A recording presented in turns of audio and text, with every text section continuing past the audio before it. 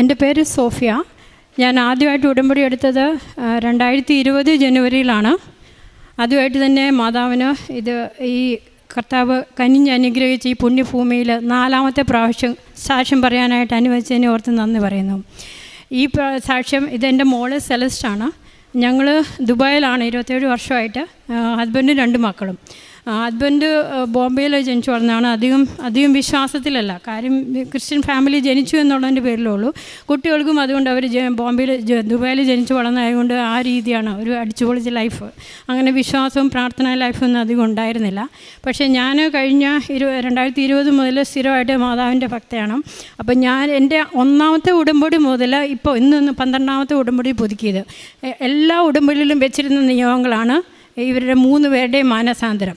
അതിൽ ഇവരുടെ മാനസാന്തരം ഇപ്പം മനപരിവർത്തനം എന്ന് പറയാം, അത് സാധിച്ചു കിട്ടി. അതിൽ മാതാവിൻ്റെ പല സമയത്തായിട്ട് മാതാവിൻ്റെ ഇടപെടലുണ്ടായി. അതൊന്ന് വിവരിക്കാനാണ് ഇപ്പം ഞാനിവിടെ നിൽക്കുന്നത്. ആദ്യമായി തന്നെ 2021 അവൾ USA 2017 USA ഗ്രാജുവേഷൻ പോയി. 4 വർഷത്തെ ഗ്രാജുവേഷൻ 2021 കംപ്ലീറ്റ് ചെയ്തു. 21 കംപ്ലീറ്റ് ചെയ്ത് കഴിഞ്ഞാൽ നമുക്ക് ഒരു 3 മന്ത്സിൻ്റെ ഇൻറ്റേൺഷിപ്പ് ചെയ്യണം. എങ്കിൽ മാത്രമേ ബാക്കി അവിടെ ഒരു 2 ഇയേഴ്സ് അവിടെ സ്റ്റേ ചെയ്യാനുള്ള പെർമിഷൻ കിട്ടത്തുള്ളൂ. അപ്പോൾ ആ ഇൻറ്റേൺഷിപ്പിന് വേണ്ടി കുറേ ട്രൈ ചെയ്തിട്ട് കിട്ടുന്നുണ്ടായിരുന്നില്ല. അപ്പം വിസ തീരാറായി താനും. അപ്പം നമ്മൾ കറക്റ്റ് സമയത്തിനുള്ളിൽ പോന്നിട്ടില്ലെന്നുണ്ടെങ്കിൽ അത് പിന്നീട് ലീഗൽ കോംപ്ലിക്കേഷൻ ഉണ്ടാകും. അപ്പം ഞങ്ങൾ പറഞ്ഞു ഓക്കെ ശരി പാക്ക് ചെയ്ത് പോന്നോളൂ, ദുബായിലേക്ക് പോന്നോളൂ എന്ന്. അപ്പം പാക്ക് എല്ലാം ചെയ്ത് കഴിഞ്ഞ് അപ്പോൾ ഓൾറെഡി ഞാൻ ഉടമ്പടിയിലാണ് ഞാൻ ഇത് നിയോഗം വെച്ചിട്ടുണ്ടായിരുന്നു. പാക്കെല്ലാം ചെയ്ത് കഴിഞ്ഞ് അടുത്ത ദിവസം തന്നെ മാതാവ് അവൾക്കൊരു ഇൻറ്റേൺഷിപ്പിൻ്റെ ഓഫർ കൊടുത്തു. അവളവിടെ അത് കണ്ടിന്യൂ ചെയ്ത് US എഡ്യൂക്കേഷൻ കംപ്ലീറ്റ് ചെയ്തു. അതിനുശേഷം അത് ആദ്യത്തെ അത്ഭുതം അവളുടെ ജീവിതത്തിലൊരു ഇടപെടലായിരുന്നു. 2022 അവൾ മാസ്റ്റർ ഡിഗ്രി ചെയ്യാൻ വേണ്ടി കാനഡയിലേക്ക് പോയി. അഡ്മിഷൻ കിട്ടി, പോയിട്ടില്ല, ഞങ്ങൾ ദുബായിൽ ആയിരുന്ന സമയത്ത് അഡ്മിഷൻ കിട്ടി. പക്ഷേ വിസ വരുന്നുണ്ടായിരുന്നില്ല. സാറിന് 3 ആഴ്ച കൊണ്ടൊക്കെ വിസ കിട്ടേണ്ടതാണ്. പക്ഷേ 2-2.5 മാസമായിട്ടും വിസ കൈ കിട്ടുന്നുണ്ടായിരുന്നില്ല. വളരെ ടെൻഷൻ അടിച്ച് പിന്നെ ഒടുവിൽ ഞങ്ങൾ ഇവിടെ വന്നു. ജോസഫ് അച്ഛനെ കണ്ടു. ജോസഫ് അച്ഛന് തലയിൽ ശിരസിൽ കൈവച്ച് പ്രാർത്ഥിച്ചു കഴിഞ്ഞ് 2ാമത്തെ ദിവസം അവൾക്ക് വിസ വന്നു. അപ്പോൾ അത് അവളുടെ ജീവിതത്തിലൊരു വലിയൊരു ഇതുപോലെ തോന്നി. അവളുടെ വിശ്വാസം പതുക്കെ വരാൻ തുടങ്ങി, പ്രത്യേകിച്ചും കൃപാസന മാതാവിലും.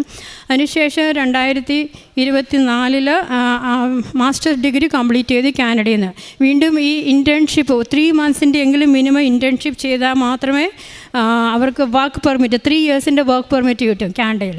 പക്ഷേ അതിന് ഈ 3 മന്ത്സിൻ്റെ ഇൻറ്റേൺഷിപ്പ് മസ്റ്റാണ്. പക്ഷേ അവൾക്ക് കിട്ടുന്നുണ്ടായിരുന്നില്ല. വീണ്ടും ഒരു ഏപ്രിൽ മുതൽ അപ്ലൈ ചെയ്യാൻ തുടങ്ങി. ഒരു 100-200 ആയി. ഒരൊറ്റ റെസ്പോൺസ് പോലും, മറുപടി പോലും കിട്ടുന്നില്ല. അതപ്പോൾ ഭയങ്കര ടെൻഷനായി. അപ്പം ഞാൻ മാതാവിനോട് പറഞ്ഞു, അമ്മേ അവളുടെ ജൂൺ 22 അവളുടെ ബർത്ത്ഡേ ആയിരുന്നു. അപ്പം ഞാൻ പറഞ്ഞു, അമ്മേ അറ്റ്ലീസ്റ്റ് അവളുടെ ബർത്ത്ഡേ ഗിഫ്റ്റ് ആയിട്ടെങ്കിലും ഒരു കോളിലെങ്കിലും, ഒരു ഇൻ്റർവ്യൂ കോളെങ്കിലും കൊടുക്കാൻ വേണം. അപ്പോൾ ജൂൺ 22 നൈറ്റിലായപ്പോഴത്തേക്ക് ഒരു ഇൻ്റർവ്യൂ കോള് അവളുടെ മെയിലിലേക്ക് വന്നു. ഒരാഴ്ചക്കുള്ളിൽ ഇൻ്റർവ്യൂ നടന്നു. പക്ഷേ അത് റിജക്റ്റായി. അപ്പം ഞാൻ പറഞ്ഞു, നീ വിഷമിക്കേണ്ട, അതിൻ്റെ അർത്ഥം മാതാവ് ഇതിലും നല്ലത് എന്തോ നിനക്ക് വേണ്ടി വെച്ചിട്ടുണ്ടെന്ന്. അതുപോലെ തന്നെ ജൂലൈ അവസാനമായപ്പോഴത്തേക്ക് ഞാൻ ഒരിക്കൽ വീഡിയോ കോൾ വിളിച്ചപ്പോൾ ഭയങ്കര ഡിപ്രസ്ഡ് ആയിരുന്ന ആൾ, ഭയങ്കരമായിട്ട് സങ്കടമായിട്ട്. അപ്പം ഞാൻ പറഞ്ഞു, നീ വിഷമിക്കേണ്ട, ഞാൻ കൃപാസന മാതാവിനോടാണ് പ്രാർത്ഥിക്കുന്നത്. നീ നോക്കിക്കോ, നിൻ്റെ കയ്യിൽ 3 ഓഫർ ലെറ്റർ കിട്ടിയിരിക്കും. അതും നല്ല മാതാവിൻ്റെ സ്റ്റാൻഡേർഡ് അനുസരിച്ചുള്ള, കൃപാസന മാതാവിൻ്റെ സ്റ്റാൻഡേർഡ് അനുസരിച്ച് നല്ല കമ്പനികളിൽ നിന്നുള്ള ഓഫർ ലെറ്റർ. അതും നിനക്കപ്പോൾ ചോയ്സ് ഉണ്ടാവും, ഏതാ എടുക്കേണ്ടതെന്നുള്ള കൺഫ്യൂഷൻ വരും. ആ രീതിയിലുള്ള ഓഫർ ലെറ്റർ ആയിരിക്കും നിനക്ക് കിട്ടാൻ പോകുന്നത്. ഈ 4-5 മാസത്തിൽ വിഷമിച്ചോ അത്രയും നിനക്ക് സന്തോഷമുള്ള ജോലി ആയിരിക്കും കിട്ടാൻ പോകുന്നതെന്ന്. പറഞ്ഞതുപോലെ തന്നെ 2 ആഴ്ചയ്ക്കുള്ളിൽ അവൾക്ക് ആദ്യത്തെ ഒരു ഗവൺമെൻറ്റിൽ നിന്നുള്ള ഒരു ഓഫർ ലെറ്റർ കിട്ടി. അടുത്തത് 2 ദിവസത്തിനുള്ളിൽ തന്നെ വേറെ അടുത്ത 2 കമ്പനികളിൽ നിന്ന്. അങ്ങനെ മൊത്തം 3 ഓഫർ ലെറ്റർ 2 ആഴ്ചക്കുള്ളിൽ അവിടെ കൈ കിട്ടി. 3ഉം എല്ലാം തന്നെ ഗവൺമെൻറ്റിനെന്ന് പറയാം. 3ാമത്തേത് ഒരു ബാങ്കോവർ ഇൻ്റർനാഷണൽ എയർപോർട്ടിലെ ജോലിയായിരുന്നു. അപ്പോൾ അത് മാതാവിനോട് ചോദിച്ചിട്ട് ആ ജോലി അക്സെപ്റ്റ് ചെയ്തു. ആക്ച്വലി അത് 3 മന്ത്സിൻ്റെ ഇൻറ്റേൺഷിപ്പായിരുന്നു. അപ്പോൾ ആ 3 മന്ത്സ് ഇൻറ്റേൺഷിപ്പ് അവർ വീണ്ടും ഇനി ഒരു 3 മന്ത്സിൻ്റെ കൂടി നീട്ടിക്കൊടുത്തു. കാരണം അങ്ങനെ വളരെ റെയറാണ് സംഭവിക്കുന്നത്. സ്റ്റുഡൻസിന് വേണ്ടിയിട്ടുള്ള ഒരു പോസ്റ്റാണ് ആ ഇൻറ്റേൺഷിപ്പ് എന്നുള്ളത്. അത് 3 months ഡ്യൂറേഷനാണ്. പക്ഷേ അവർ കമ്പനിയുടെ റൂൾസിനെ വരെ മറികടന്ന് അതിന് പ്രത്യേക സ്പെഷ്യൽ പെർമിഷൻ മേടിച്ചിട്ടാണ് അവർക്ക് ഇൻറ്റേൺഷിപ്പ് നീട്ടി കൊടുത്തു. വീണ്ടും അത് കഴിഞ്ഞ് 2 പ്രാവശ്യം കൂടി ഇത് മൊത്തം 4 പ്രാവശ്യം അവർ ആ ഇൻറ്റേൺഷിപ്പ് നീട്ടി കംപ്ലീറ്റ് 1 year ആയിട്ട് തികച്ച 1 yearൻ്റെ എക്സ്പീരിയൻസ് സർട്ടിഫിക്കറ്റും കൂടെ കൊടുത്തിട്ടാണ് വിട്ടത്. അപ്പോൾ ആ 1 yearൻ്റെ എക്സ്പീരിയൻസ് സർട്ടിഫിക്കറ്റ് കിട്ടുവാണെങ്കിൽ നമുക്ക് PR അപ്ലൈ ചെയ്യാൻ പറ്റും. അപ്പോൾ അത്രയും അത് ചെയ്തു തന്നു. പിന്നെ അപ്പോൾ സെപ്റ്റംബർ 2024 മുതൽ വീണ്ടും ജോലി ഇല്ലാണ്ടായി. അപ്പോൾ ജോലിക്ക് വീണ്ടും ശ്രമിച്ചുകൊണ്ടിരിക്കുന്നു. ഒരു രക്ഷയും ഉണ്ടായിരുന്നില്ല. ഇപ്പോഴത്തെ സ്ഥിതി അനുസരിച്ച് ഓൾമോസ്റ്റ് എല്ലാ കൺട്രികളിലും അൺഎംപ്ലോയ്മെൻറ്റ് റേറ്റ് ഭയങ്കര കൂടുതലാണ്. അപ്പോൾ കാനഡ അത് ഭയങ്കരമായിട്ട് അഫക്റ്റഡ് ആയിട്ടുള്ള ഒരു കൺട്രിയാണ്. അപ്പം 6 മാസത്തോളം അവിടെ പിടിച്ചു നിന്നു ജോലിയൊന്നും ഇല്ലാണ്ട്. പിന്നെ ഒടുവിൽ ഞങ്ങൾ പറഞ്ഞു തിരിച്ച് ദുബൈയിലേക്ക് പോരെ, ദുബൈ ട്രൈ ചെയ്യണം. ദുബൈയിൽ വന്ന് അവിടെയും ട്രൈ ചെയ്തിട്ട് ഒരു 3.5 മാസത്തോളം ട്രൈ ചെയ്തിട്ട് ഒന്നും കിട്ടുന്നുണ്ടായിരുന്നില്ല. അപ്പം ഞാൻ അമ്മയോട് പറഞ്ഞു, അമ്മ ഒന്നെങ്കിൽ ദുബൈയിലാണ് ഇനി അവൾക്ക് ആക്ച്വലി ആഗ്രഹം വെസ്റ്റേൺ കൺട്രിയിൽ എവിടെയെങ്കിലും സെറ്റിലാകുന്നതാണ്. പക്ഷേ അത് ദൈവത്തിൻ്റെ ഹിതം ഏതാണെന്ന് വെച്ചാൽ എവിടെയാണെന്ന് വെച്ചാൽ ദൈവത്തിൻ്റെ ഹിതം അതിനനുസരിച്ച് ഒരു ജോലി തരണം. ദുബൈയിലാണെങ്കിൽ ദുബൈയിൽ ഒരു ജോലി, അല്ലെങ്കിൽ കാനഡയിൽ തരണം എന്ന് പറഞ്ഞു. അങ്ങനെ കഴിഞ്ഞ മാസം ദുബായിലെ ഒരു കമ്പനിയിൽ നിന്ന് അവൾക്കൊരു ഓഫർ ലെറ്റർ കിട്ടി. പക്ഷേ അന്ന് വൈകിട്ട് തന്നെ അത് നമ്മൾ അക്സെപ്റ്റ് ചെയ്യുന്നതിന് മുമ്പ് തന്നെ കാനഡയിൽ നിന്ന് 3 കമ്പനികളിൽ നിന്ന്, കഴിഞ്ഞ പ്രാവശ്യം എങ്ങനെയായിരുന്നു അതുപോലെ തന്നെ ടോപ്പ് 4 കമ്പനികളിൽ ഒരെണ്ണം, പിന്നെ വേറെ ഒരു 2 കമ്പനികൾ, 3 കമ്പനികളിൽ നിന്ന് വീണ്ടും അവൾക്ക് ഇൻ്റർവ്യൂ കോൾ വന്നു. അത് മൾട്ടിപ്പിൾ റൗണ്ട് ഓഫ് ഇൻ്റർവ്യൂ ഉണ്ടായിരുന്നു, 2-3 റൗണ്ട്സ് ഓഫ് ഇൻ്റർവ്യൂ, അതെല്ലാം കഴിഞ്ഞു. അപ്പം ഞാൻ അതോട് പറഞ്ഞു, ഏറ്റവും ആദ്യം ഓഫർ ലെറ്റർ തരുന്ന കമ്പനി നമ്മൾ അക്സെപ്റ്റ് ചെയ്യും, അത് ദൈവത്തിൻ്റെ ഹിതമായിട്ട് നമ്മൾ എടുക്കും, അങ്ങനെ അത് അക്സെപ്റ്റ് ചെയ്യുമെന്ന് പറഞ്ഞു. അങ്ങനെ ഇപ്പോൾ ഒരു കമ്പനിയുടെ ജോലി ഓഫർ അക്സെപ്റ്റ് ചെയ്തു. അത് സെപ്റ്റംബർ 8 തീയതി അവളെ ജോയിൻ ചെയ്യാൻ പോകുന്നു. അതിനു മുമ്പ് ഇവിടെ വന്ന് സാക്ഷ്യം പറയാൻ വേണ്ടിയിട്ട് ഇപ്പോൾ ഞങ്ങൾ ദുബായിൽ നിന്ന് ഇവിടെ കൊണ്ടുവന്നിരിക്കുന്നതാണ്. പിന്നെ എൻ്റെ പ്രേക്ഷക പ്രവർത്തനം എന്ന് പറഞ്ഞാൽ ഞാൻ ഏറ്റവും കൂടുതൽ ചെയ്യുന്നത് നിബന്ധനകളിലെ പ്രേക്ഷക പ്രവർത്തനമാണ് ഏറ്റവും കൂടുതൽ ചെയ്യുന്നത്. ഞാൻ ഇവിടുന്ന് ബോംബെയിലേക്ക് 5-8 പല ഭാഷകളുള്ളത് മേടിച്ചയക്കും. ഞാൻ ദുബായിൽ പോകുമ്പോൾ ഈ പറഞ്ഞ പോലെ തമിഴ്, തെലുങ്ക്, ഇംഗ്ലീഷ്, മലയാളം എല്ലാം കുറേ മേടിച്ചയക്കും. അതുപോലെ തന്നെ ഞങ്ങൾ കൂടുതൽ ഹസ്ബൻഡ് എൻ്റെ എയർലൈനിലാണ് വർക്ക് ചെയ്യുന്നത്. നമുക്ക് ഇൻ്റർനാഷണൽ ടൂർസ് നടത്താറുണ്ട്. അപ്പോൾ കഴിഞ്ഞ പ്രാവശ്യം ഞങ്ങൾ വിയറ്റ്നാമിൽ പോയപ്പം, വിയറ്റ്നാം എന്ന് പറഞ്ഞാൽ ശരിക്കും ചൈനീസ് ഇൻഫ്ലുവൻസ് ആയിട്ടുള്ള ഒരു കൺട്രിയാണ്. കൂടുതൽ ഒരു ദൈവത്തിനോടുള്ള യാതൊരു ഒരു വ്യത്യസ്തമായിട്ട് കൂടുതലുള്ള കൺട്രിയാണ്. അപ്പോൾ എൻ്റെ കയ്യിൽ ആ സമയത്ത് 4 പത്രം ഉണ്ടായിരുന്നു. അപ്പോൾ ഞാൻ മാതാവിനോട് പറഞ്ഞു, അമ്മ എനിക്ക് ഈ 4 കൃപാസനം പത്രം അവിടുത്തെ മണ്ണിൽ വിതരണം, ഇത് എന്ന് പറഞ്ഞാൽ 4 വിത്തായിട്ട്, ദൈവവചനത്തിൻ്റെ വിത്തായിട്ട് ആ മണ്ണിൽ പോയി എനിക്ക് വിതരണം, അതിനുള്ളൊരു സാഹചര്യം ഒരുക്കി തരണം. പക്ഷേ എൻ്റെ ഹസ്ബൻഡ് ഇങ്ങനെയുള്ള കാര്യത്തിലൊക്കെ ഭയങ്കര എല്ലാത്തിൻ്റെ വിശ്വാസമില്ല. ഇങ്ങനെ പത്രം കൂടെ കൊടുക്കുന്നത് കേട്ടിട്ടുണ്ടെങ്കിൽ ഭയങ്കരമായിട്ടും വഴക്കിടും. അപ്പോൾ ഞങ്ങൾ എവിടെ പോയാലും ഹസ്ബൻഡ് കൂടി ഉണ്ട്. അപ്പോൾ എനിക്കൊരു ചാൻസും കിട്ടുന്നില്ല. എപ്പം വെളിയിൽ ഇറങ്ങിയാലും ഞാനൊരു ചാൻസ് കിട്ടാൻ നോക്കുകയാണ് ആർക്കെങ്കിലും ഒന്ന് പറഞ്ഞ് കൊടുക്കാൻ വേണ്ടിയിട്ട്. ആൻഡ് പ്ലസ് വിയറ്റ്നാമിൽ അങ്ങനെ അത്ര ഫ്ലുവൻ്റായിട്ട് അങ്ങനെ ഇംഗ്ലീഷ് പറയുന്നില്ല. അവിടുത്തെ ലോക്കൽസ് അത്ര ശരിയായിട്ടുള്ള ഇംഗ്ലീഷ് പറയത്തില്ല. അപ്പോൾ എനിക്ക് പറയാനൊരു ചാൻസ് കിട്ടുന്നില്ല.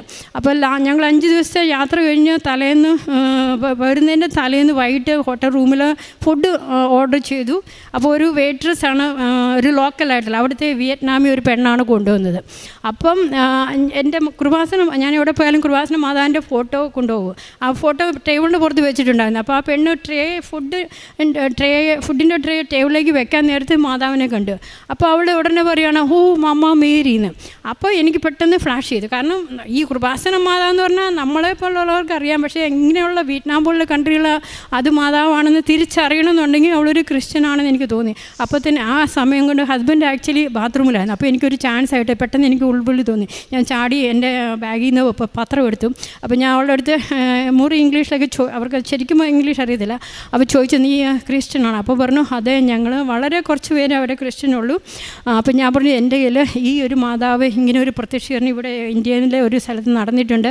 ഈ മാതാവിന് ഒത്തിരി അത്ഭുതങ്ങൾ നടക്കുന്ന മാതാവാണ്. നിനക്ക് എന്തെങ്കിലും ഉണ്ടെങ്കിലും മാതാവിനോട് പ്രാർത്ഥിക്കാം. പക്ഷേ ഈ പത്രം അത് ഇംഗ്ലീഷ് പത്രമായിരുന്നു. അപ്പോൾ ഞാൻ അതൊന്നും കൊടുത്തു. ഞാൻ പറഞ്ഞു, നീ ഇത് വായിച്ചിട്ട് അവരുടെ മാസത്തിൽ ഒരിക്കലെങ്ങാണ്ട് ഒരു ഫാദർ എവിടുന്ന് വരും, അങ്ങനെ കുർബാനയായിട്ടൊന്നുമില്ല, ഒരു ചെറിയ സർവീസ് കണ്ടുകൊണ്ടുള്ളൂ. അപ്പം ഞാൻ പറഞ്ഞു, ആ സമയത്ത് നീ ഇത് വായിച്ചിട്ട് നിൻ്റെ ഫ്രണ്ട്സിന് വായിച്ചു കഴിഞ്ഞിട്ട് നിൻ്റെ ഫ്രണ്ട്സിന് ഷെയർ ചെയ്യണം. അതിനുശേഷം അവരോട് പറയണം, അത് മറ്റുള്ളവർക്ക് ഷെയർ ചെയ്യണം. അങ്ങനെ നിങ്ങളുടെ കമ്മ്യൂണിറ്റിയിൽ എല്ലാവർക്കുമായിട്ട് അത് വിതരണം ചെയ്യണമെന്ന് പറഞ്ഞു. പിന്നെ അതുപോലെ തന്നെ USA പോയപ്പോഴും അവിടെ ഇങ്ങനെ മെയിനായിട്ടുള്ള ടൂറിസ്റ്റ് സെൻറ്റേഴ്സിൻ്റെ വെളിയിൽ ഈ യഹോവ സാക്ഷികൾ, വിറ്റ്നസ്സസ് ഓഫ് ക്രൈസ്റ്റ് എന്നുള്ള ഇതിൽ കുറേ ഒരു ഗ്രൂപ്പുകളാണ്. ഇവിടെയുണ്ട് അതിൻ്റെ യഹോവ സാക്ഷികൾ. അവരിങ്ങനെ ഒരു സ്റ്റാൾ മാതിരി ഇട്ടിട്ട് ചെറിയൊരു ബോർഡിൽ കുറേ പൗച്ചസും അതിൻ്റെ അകത്ത് കുറേ പാംപ്ലെറ്റ്സും അവരുടെ ഈ ബൈബിളിൻ്റെ ഇതൊക്കെ ഉണ്ട്. അപ്പം ചെറിയ ഷോർട്ട് കോഴ്സുകളൊക്കെ അവർ ഇൻസ്റ്റൻ്റായിട്ട് കൊടുക്കാറുണ്ട്. അപ്പം ഞാൻ അവരുടെ അടുത്ത് ചെന്നു, ഞാൻ ചോദിച്ചു, ഞാനപ്പോൾ അവരുടെ അടുത്ത് ഇങ്ങനെ എക്സ്പ്ലെയിൻ ചെയ്തു ഈ മാതാവിൻ്റെ പ്രത്യക്ഷം. എനിക്കറിയാം അവർ മാതാവിൽ ഞാൻ ചോദിച്ചു, do you believe in mother Mary, അപ്പം വിശ്വസിക്കുന്നുണ്ടോയെന്ന് അമ്മയിൽ. അപ്പോൾ പറഞ്ഞു, മദർ മേരി ജീസസിൻ്റെ അമ്മയാണെന്ന് ഞങ്ങൾക്കറിയാം, അത്രേ ഉള്ളൂ, അതിൽ കൂടുതൽ ഞങ്ങൾ വിശ്വസിക്കുന്നില്ല എന്ന്. അപ്പം ഞാനിങ്ങനെ ഇവിടുത്തെ പ്രത്യക്ഷീകരണം സംഭവിച്ച കാര്യം, അതിൻ്റെ ഇവിടെ നടക്കുന്ന കാര്യങ്ങളെല്ലാം പറഞ്ഞു. പത്രം കൊടുത്തു. ഞാൻ പറഞ്ഞു, പത്രം നിങ്ങളുടെ ഈ ഇരിക്കുന്ന സ്റ്റാൻഡിൻ്റെ കൂടെ വെക്കാൻ പറ്റുമോ, നിങ്ങളൊന്നും ചെയ്യണ്ട. അപ്പോൾ അവർ പറഞ്ഞു, സോറി അത് പറ്റത്തില്ല. ഞാൻ പറഞ്ഞു, വേറെ ഒന്നും വേണ്ട, നിങ്ങൾ പറയുമൊന്നും വേണ്ട, ജസ്റ്റ് ഒന്ന് ഇതൊന്ന് അവിടെ വെച്ചാൽ മതി, ആരെങ്കിലും കണ്ടിട്ട് അത് എടുക്കുവാണെങ്കിൽ എടുക്കട്ടെ, അല്ല അത് അവരുടെ എഗൻസ്റ്റ് പ്രിൻസിപ്പൾ എന്ന് പറഞ്ഞു, അതങ്ങനെ എടുക്കാൻ പറ്റില്ല. അതുപോലെ തന്നെ കാനഡയിൽ ഞാൻ പോയപ്പോഴും അവിടെ നോട്ടർ ഡാം എന്ന് പറഞ്ഞാൽ വളരെ ഫേമസ് ആയിട്ടുള്ള ചേർച്ചുണ്ട്. എനിക്ക് അവിടെ ആർക്കെങ്കിലും പറഞ്ഞു കൊടുക്കണമെന്ന് ആഗ്രഹമുണ്ടായിരുന്നു, പക്ഷേ ഹസ്ബൻഡ് കൂടെ ഉള്ളതുകൊണ്ട് എനിക്കൊരു ചാൻസ് കിട്ടിയില്ല. പക്ഷേ അവിടെ ഈ റിലീജിയസ് ആർട്ടിക്കിൾസൊക്കെ വെക്കുന്ന ഒരു ചെറിയ സ്റ്റോൾ മാതിരി ഒരു സ്ഥലം ഉണ്ടായിരുന്നു. ഞാൻ അവിടെ കൊണ്ടുപോയി ആ ടേബിളിൽ ഈ മാതാവിൻ്റെ ഒരു 5-10 ഇംഗ്ലീഷ് പത്രം അവിടെ കൊണ്ടുപോയി വെച്ചിട്ട് പോന്നു. അതുപോലെ തന്നെ കോയമ്പത്തൂർ ഒരിക്കൽ പോകാൻ ചാൻസ് കിട്ടിയപ്പോൾ അവിടെ ഇംഗ്ലീഷ് പത്രം, തമിഴ് എനിക്ക് കുറച്ച് അറിയാവുന്നതാണ്. അപ്പം ഇംഗ്ലീഷ് പത്രം ഞാൻ അവിടെ പള്ളിയിൽ കുറച്ച് ആ സ്റ്റോളിൽ ഒരു സിസ്റ്റർ ഉണ്ടായിരുന്നു, അവരുടെ കയ്യിലേൽപ്പിച്ചു. തമിഴ് പത്രം പള്ളിക്ക് ചുറ്റും കുറേ ഹിന്ദുക്കൾ എന്ന് പറഞ്ഞാൽ ശരിക്കും സ്റ്റോഞ്ച് ഹിന്ദുക്കളായിട്ടുള്ള പൂജകൾ കടയിൽ വെച്ച് തന്നെ നടത്തുന്ന അങ്ങനത്തെ ഭയങ്കര ഹാർഡ് കോറായിട്ടുള്ള ഹിന്ദുക്കളുടെ കടകളിൽ ഒരു പെട്ട് പാത്രം ഞാനൊരു 3-3.5 മണിക്കൂർ എടുത്ത് തമിഴിൽ എക്സ്പ്ലെയിൻ ചെയ്തു. പക്ഷേ ഇത് സ്റ്റാർട്ടിങ് പോലെ അതിന് കൺവിൻസ് ചെയ്യാൻ ഭയങ്കര ബുദ്ധിമുട്ടായതുകൊണ്ട് ഞാൻ ഈ മൊബൈലിൽ സ്ക്രീൻഷോട്ട് എടുത്തു. സാക്ഷ്യങ്ങളുടെയൊക്കെ സ്ക്രീൻഷോട്ട്, പ്രത്യേകിച്ച് ഇവിടുത്തെ കുറച്ച് ഇൻ്റർനാഷണൽ ഇംഗ്ലീഷിൻ്റെ വേണ്ടിയിട്ടൊരു ഇൻ്റർനാഷണൽ ചാനലുണ്ട്, കൃപാസന ഇൻ്റർനാഷണൽ, അതിൽ ഇംഗ്ലീഷ് ടെസ്റ്റ് മണീസ് ഉണ്ട്. അപ്പോൾ അതെല്ലാം ഇടയ്ക്ക് കേൾപ്പിച്ചു. അതുപോലെ തന്നെ ഇവിടുത്തെ മെയിനായിട്ടുള്ള വളരെ പോപ്പുലറായിട്ടുള്ള സാക്ഷ്യങ്ങളുടെയൊക്കെ സ്ക്രീൻഷോട്ട് എടുത്ത് കാണിച്ചു, ഡോക്ടേഴ്സിൻ്റെ, എൻജിനീയേഴ്സിൻ്റെ. അങ്ങനെ അവരെ കൺവിൻസ് ചെയ്ത് ആ ഒരു കെട്ട് മാത്രം ഒരു 3-3.5 മണിക്കൂർ എടുത്ത് ഞാൻ കൊടുത്തു. അതുപോലെ തന്നെ കാരുണ്യ പ്രവർത്തികളെന്ന് പറയുമ്പോൾ ഞാൻ നാട്ടിൽ വരുമ്പോൾ ഇടയ്ക്കിടയ്ക്ക് നാട്ടിൽ കൂടുതൽ വരുമ്പോഴൊക്കെ ഇവിടെ ഒരു ഹൗസ് ഓഫ് ചാരിറ്റി ഉണ്ട്, ഓൾഡ് ഏജ് ഹോം ഉണ്ട്. ഹൗസ് ഓഫ് ചാരിറ്റിയിൽ നമ്മൾ ഇൻമേറ്റ്സിനെ കുളിപ്പിക്കാനോ ഫുഡ് ഉണ്ടാക്കി കൊടുക്കും, അവരെ തീറ്റിക്കും, ഏത് ജോലിയും, പാത്രം കഴുകും, കുറേ ജോലി. അതുപോലെ തന്നെ ഒരിക്കലും ഓൾഡ് ഏജ് ഹോമിൽ അവർക്കൊരു ആഗ്രഹം ഉണ്ടായിരുന്നു, ഒരു 3 പേർക്ക് ഇവിടെ വരണമെന്ന് കൃപാസനത്തിൽ. അവർക്ക് ജീവിതത്തിലെ ഒരു ആഗ്രഹമാണ്, ആരും ഇല്ല കൊണ്ട്. അപ്പം ഞാൻ വണ്ടിയിൽ ഞാൻ പറഞ്ഞു, അപ്പോൾ എൻ്റെ ഉത്തരവാദിത്തം ഏറ്റെടുക്കണം. അപ്പം ഞാൻ അവരുടെ മാനേജർ സംസാരിച്ചിട്ട് എൻ്റെ ഉത്തരവാദിത്തത്തിൽ ഞാൻ അവരെ ഇവിടെ വണ്ടിയിൽ കൊണ്ടുവന്നു. അപ്പോൾ ഞാൻ അവരെ ആ വെളിയിലായിരുന്നു അവരെ ഇരുത്തിയത്, ഞാൻ ഇവിടെ ഫ്രണ്ടിൽ ഇവിടെ ഇരിക്കുമായിരുന്നു. അപ്പോൾ ഞാൻ എന്നിട്ട് ഇടയ്ക്കിടയ്ക്ക് അങ്ങോട്ട് നോക്കുന്നുണ്ട്, ഇവരെങ്ങനെ വല്ല ഇറങ്ങിപ്പോയിട്ടുണ്ടെങ്കിൽ എൻ്റെ ഉത്തരവാദിത്തമല്ലേ. അപ്പോൾ ഇങ്ങനെ നോക്കുമ്പോഴത്തേക്ക് ഇവിടെ എല്ലാം കാലിയായിരുന്നു, ആ പുറകിൽ അങ്ങേ അറ്റത്ത് ആരോ ഉണ്ടായിരുന്നുള്ളൂ. അപ്പോൾ പെട്ടെന്ന് ആരോ പുറകിൽ വന്നിരിക്കുമ്പോൾ നല്ലൊരു പെർഫ്യൂമിൻ്റെ ഇത് സ്മെല്ല് പോലെ തോന്നി പെട്ടെന്ന്. അപ്പോൾ ഞാൻ വിചാരിച്ചു ആരോ വന്നതാന്ന് പറഞ്ഞ് പുറകിലോട്ട് തിരിഞ്ഞു നോക്കിയപ്പോൾ ആരും ഉണ്ടായിരുന്നില്ല, അത് അമ്മ മാതാവാണെന്ന് എനിക്ക് മനസ്സിലായി. പിന്നീട് ഞാൻ ഒരിക്കലും രാത്രിയിൽ ഇങ്ങനെ പ്രാർത്ഥിച്ചുകൊണ്ട്, അപ്പോൾ ഒരു ദിവസം ഞാൻ പറഞ്ഞു, അമ്മ ഇന്ന് ഞാൻ ഉറങ്ങുന്നില്ല, അമ്മയുടെ കൂടെ കൊന്തയല്ലിക്കൊണ്ട് പ്രാർത്ഥിക്കാൻ പോവുകയാണെന്ന് പറഞ്ഞു. ഒരു രാത്രി 2 മണിയായപ്പോഴത്തേക്കും പെട്ടെന്ന് മുഴുവനും മഞ്ഞോട് മൂടി, കോടമഞ്ഞ് മാതിരി, എന്നിട്ട് മുഴുവൻ സുഗന്ധാഭിഷേകം, പല പെർഫ്യൂമുകളും കൂടെ ഒരുമിച്ച് കൂട്ടിച്ചേർത്താൽ ഉണ്ടാകുന്ന ഒരു സ്മെല്ല്. അപ്പം ഞാൻ ഇതിനു മുമ്പ് എനിക്ക് സുഗന്ധാഭിഷേകം ഒത്തിരി പ്രാവശ്യം ഉണ്ടായിട്ടുണ്ട്, പക്ഷേ അതെല്ലാം കുറച്ച് നേരത്തേക്ക് ഉണ്ടായിരുന്നുള്ളൂ. അപ്പം ഞാൻ പറഞ്ഞു, കൃപാസന അമ്മയാണോ വന്നിരിക്കുന്നതെങ്കിൽ അമ്മ ഉടനെ പോകരുത്, എൻ്റെ കൂടെ തന്നെ ഉണ്ടായിരിക്കണം കുറച്ച് നേരത്തേക്കെങ്കിലും. അപ്പോൾ ആ മണം എന്ന് പറയുന്നത് നമ്മൾ ഈ ഡിസ്പെൻസറിയിൽ നിന്ന് ഇങ്ങനെ ഡിസ്പെൻസർ വെച്ചിട്ട് ഇങ്ങനെ പഫ് അടിക്കുന്നില്ലേ, അതുമാതിരി ഇങ്ങനെ വരും. അത് കഴിഞ്ഞ് കുറച്ച് കഴിഞ്ഞിട്ട് വീണ്ടും അതിൻ്റെ എന്തെങ്കിലും ഫെയ്ഡ് ആകുമ്പോഴത്തേക്കും വീണ്ടും അതിങ്ങനെ സ്ട്രോങ് ആയിട്ട് പഫ് അടിക്കുന്ന മാതിരി വരും. അങ്ങനെ രാത്രി ഒരു 2 മണി മുതൽ വെളുപ്പിന് ഒരു 4:30 വരെ മുഴുവനും മഞ്ഞോ ഇതുപോലത്തെ ഒരു അനുഭവം. അതുപോലെ തന്നെ ബാക്കിയുള്ള എൻ്റെ പ്രേക്ഷിത പ്രവർത്തനങ്ങളും കാരുണ്യ പ്രവർത്തികളെല്ലാം ഈ രീതിയിലാണ് ഞാൻ ചെയ്തുകൊണ്ടിരിക്കുന്നത്.